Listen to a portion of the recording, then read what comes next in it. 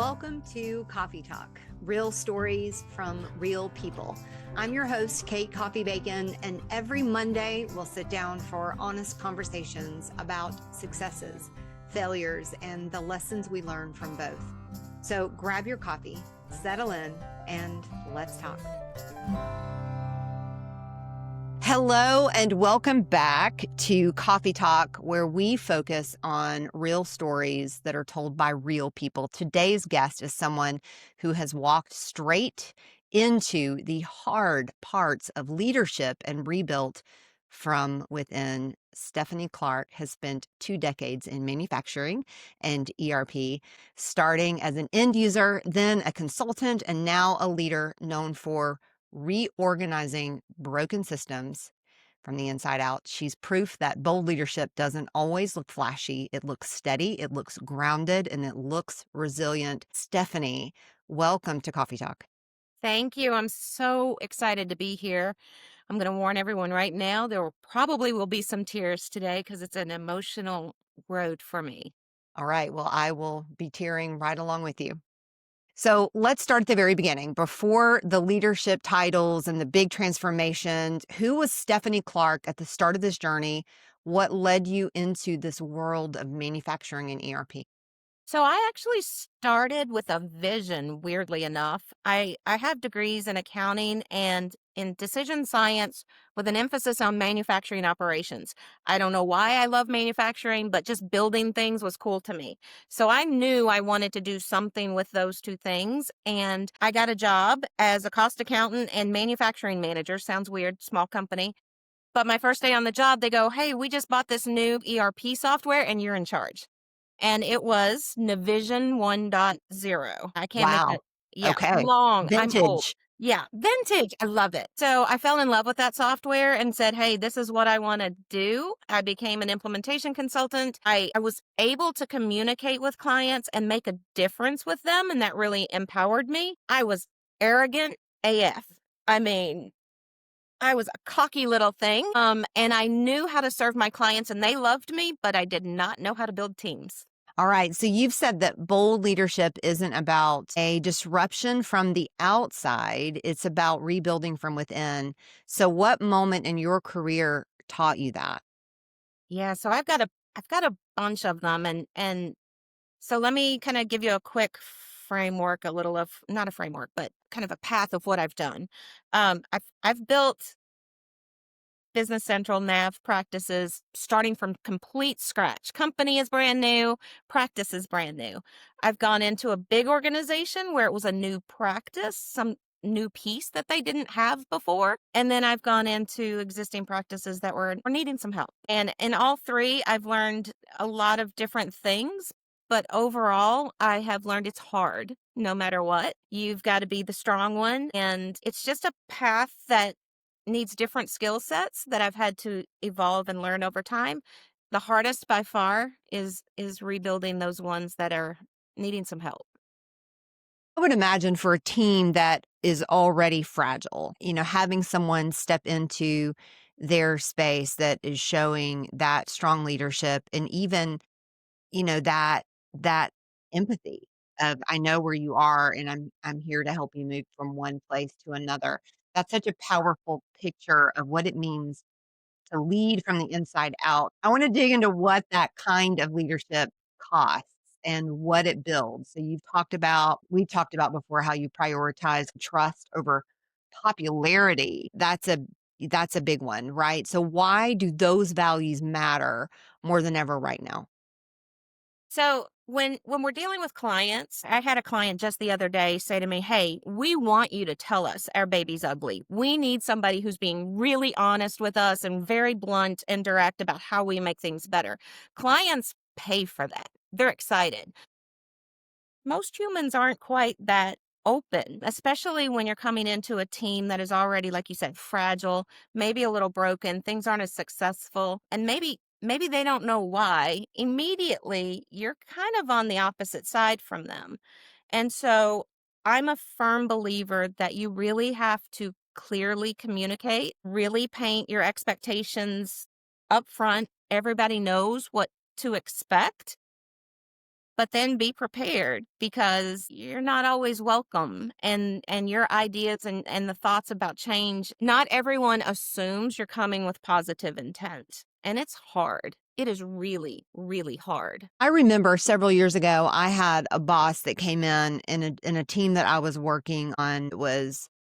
The team was very broken. It was just a series of miscommunications, one after another, and everybody really was just kind of like lost. What do we do? So we had this new leader that came in, and I remember the most impactful thing that she did was she sat down with me. She sat down with all of the leadership, and she said, "Before I dive in and start trying to fix this, what do you need from me?" And now, being in that upper leadership position, I realized what she was doing with me was garnering trust from the moment she walked in the door. She didn't walk in the door pointing fingers saying, "We're going to do this, we're going to change this."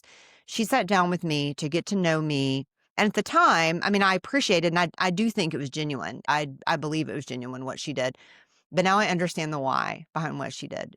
Because when you step into a space like that, you're dealing with egos, you're dealing with, people that their pride may be their work and it's not working, right? And they're like, "But I've spent all this time, blood, sweat, tears building this business and it's crumbling."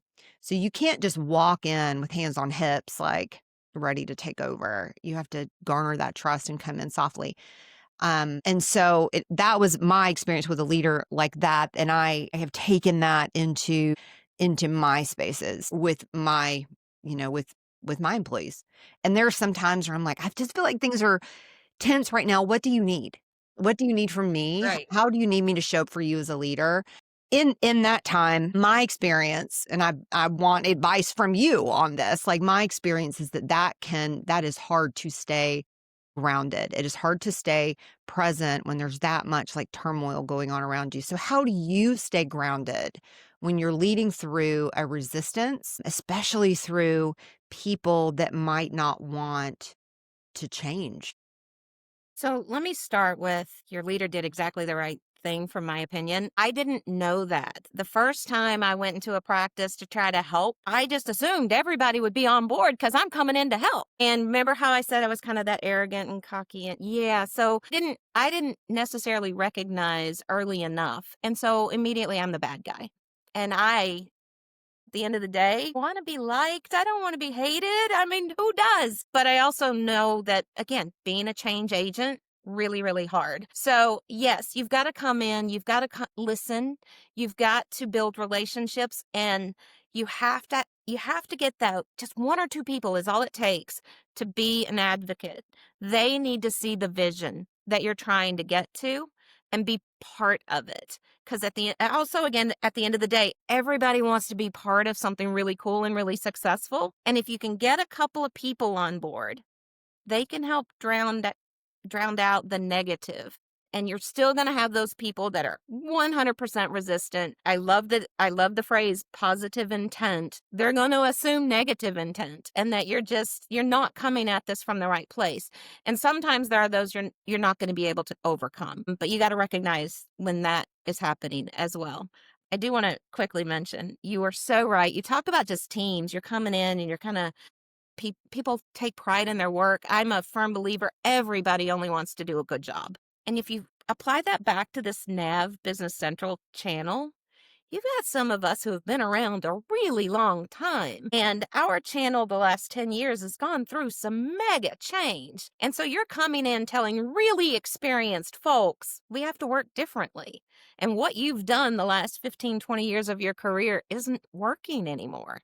That makes it even extra emotional. And figuring out how to manage through that, so hard. So hard. I don't know if I answered your question though. You did. No, you did. A lot of these questions, Stephanie, are just to get your thoughts, to get your Sure. opinions. I value them. Like I am looking to learn from you right Oh, now. I appreciate that. I do want to kind of transition a little bit and talk about something that we know that I'm very passionate about, and that is women in leadership. Women in leadership, we need each other now. We've always needed each other, but we need each other more than ever. We need women that are building bridges for us, moving from one space to another. We need women that are championing us and coming behind us and supporting us. What do you think women in leadership misunderstand the most about being bold? So I'm gonna tell you. I hope this isn't a too long story, but I'll try to go quickly. My mom is the boldest, strongest woman I've ever met in my life, and I always joke. From the day I was born, she told me I can be anything I want to be. I don't need a man to be successful and to go do it. And so that's kind of how I always approached life. Gender is not a thing in my world, and it wasn't in my career. Even though I would be the only woman in the room in manufacturing classes, the only woman in the room at a client, and it never bothered me, and I never really saw an issue until I got into leadership, significant leadership. But I think that whole process of gender wasn't a thing forever in my career helped me. It smacked me in the face once I realized, wait, and I didn't even know it. I had somebody else tell me, a man, by the way, someone who I value greatly. He said, Steph, that's discrimination.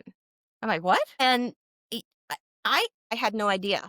And since I've become aware, my relationship with women has changed significantly. Like I was always kind of a guy's girl. I'm a big sports nut, all that kind of thing. But now that I've recognized some of this, you're right. We need to help each other. We need to build each other up. There is nobody who can support you or make you feel better about what's going on than a fellow female. And so it is really hard, and we have to embrace each other and just support one another because it's still out there, but when it does smack you in the face, it's pretty clear. It sounds like we're kind of echoing each other in that it need and importance for women in your court. What does it feel like to lead when no one is cheering for you yet? It's so lonely. And that is the very best word. Here comes the tears. So lonely. And you start to question yourself. Am I doing the right thing? Why does no one like me? I only want the best. I am not this uncaring, cold B word, right? But it is really hard. And if you don't have that support structure, I don't know how I probably would have just quit had I not had my husband, who is my number one fan, and my mom. But if you don't have that just solid support structure, and over my career, I've built a group of gals that just always support me as well. And without it, it's too hard. As women, we have a very special gift. We can be bold, but we can also be so compassionate. And we have this deep intuition within us, which is why I feel like women in leadership roles are imperative for every company because you have this really nice balance. I have a call to action for the women in our community to look around and see who may be in that position, and even if you don't know her, go up to her and say, "You're doing a great job. I feel you. I see you right now."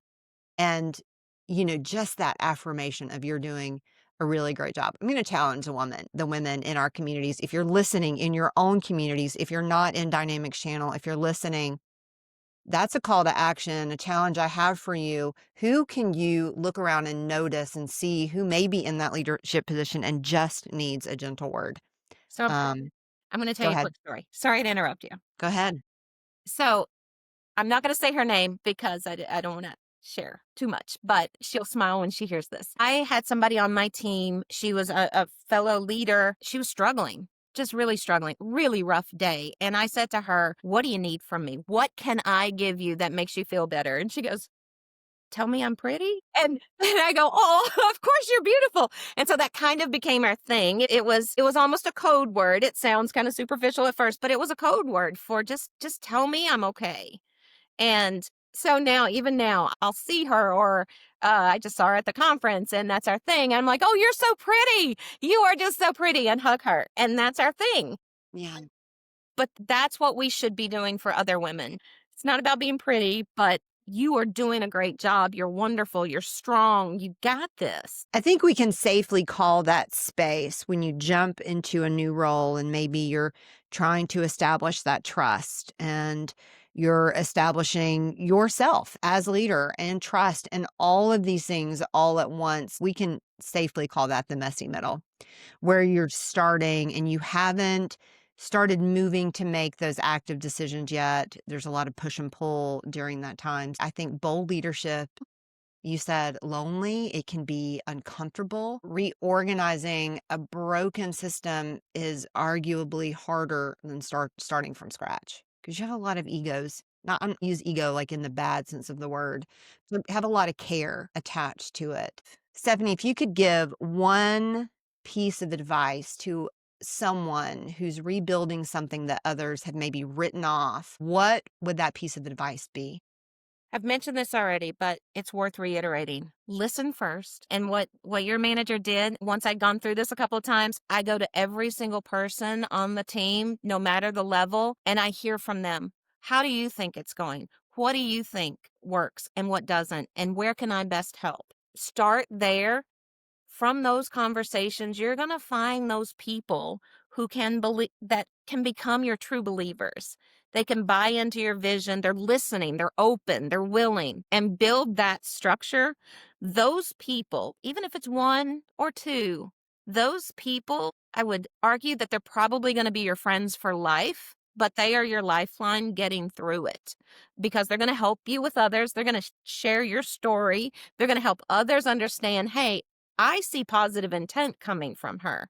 And they're going to help tamper down some of that noise. And then lastly, make sure you have a good support structure at home or in your friendships, something outside of the situation that you can just get pulled out of because it can be so consuming. I am more active in this community than I've ever been in my career because I was so consumed with the day-to-day of my job.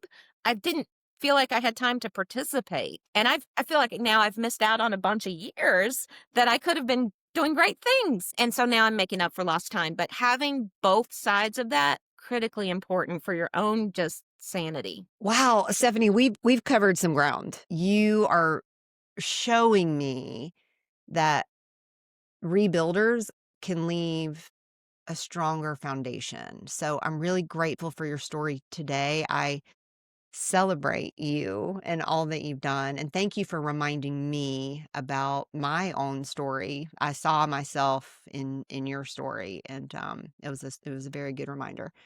So, to anyone that's listening, remember leadership doesn't have to look bold to actually be bold. Sometimes the bravest thing you can do is just stay in the work. So, until next time, keep showing up, keep pouring in, and my goodness, keep your coffee strong. See you next time. Thank you. Thank you for joining us today on Coffey Talk. A special thanks to my guests for sharing their story and to you, the listener, for being a part of this conversation. If you enjoyed today's episode, be sure to subscribe so you never miss a Monday morning chat. Until next time, I'm Kate Coffey-Bacon, and this has been Coffey Talk.